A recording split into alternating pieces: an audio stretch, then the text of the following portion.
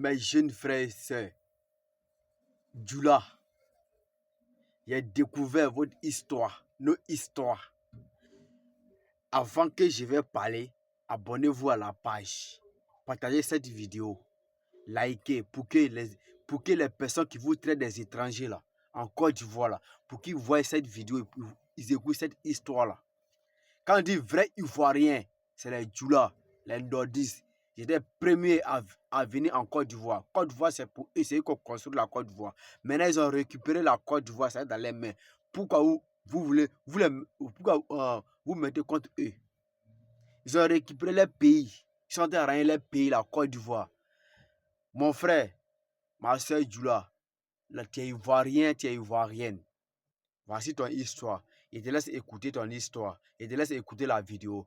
Partagez massivement. Tu es Ivoirien. Tu es Ivoirien. Mettez en commentaire les filles Djoula, les jeunes Djoula, les papas Djoula, les mamans Djoula. Mettez en commentaire. Je suis Ivoirien que vous. Je suis Ivoirien. Mon pays, la Côte d'Ivoire, c'est notre pays, la Côte d'Ivoire. On a récupéré, on a terrain notre pays, la Côte d'Ivoire. On n'est pas étranger. Oui, on n'est pas étranger. La Côte d'Ivoire est pour nous. C'est pour vous les Djoula. Écoutez cette histoire, cette vidéo. Et puis après, on revient. Je vais vous expliquer. Partagez la vidéo. Il existe une ethnie Djoula en Côte d'Ivoire et ce sont les Djoula du Congo. Leur histoire commence bien avant la colonisation et aujourd'hui, je vais te le prouver.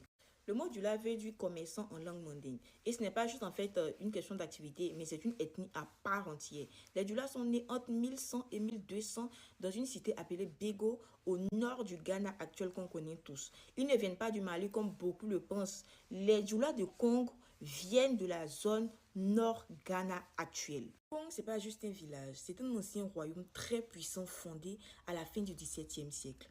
En 1710, Sékou Ouma Ouattara, un grand guerrier Djoula, conquit la ville de Kong avec sa cavalerie. Et il fait de cette ville-là la capitale même de son empire. La langue officielle devient le Djoula, la religion d'État devient l'islam, et c'est ainsi que Kong devient le cœur d'un empire ivoirien. Le royaume de Congo s'étendait du nord de Bouaké jusqu'au sud du Burkina Faso. C'était un empire très bien organisé. On avait des commerçants Djoula installés dans toute la ville. On avait en fait des érudits en fait musulmans et aussi des armées à cheval. Et même en fait des alliances avec les royaumes voisins comme les Abrons. On parle en fait d'un empire en fait qui était aussi puissant que l'empire du Mali 300 ans plus tôt. Tu sais ce que signifie Bobo Dioulasso? Ça signifie la cour des Bobos et des Djoula. Les Djoula de Congo ont conquis la ville de Sia au Burkina Faso et c'est là en fait qu'est venue cette appellation de Bobo Dioulasso. Donc les Djoula étaient partout mais leur base était en Côte d'Ivoire dans le royaume de Congo.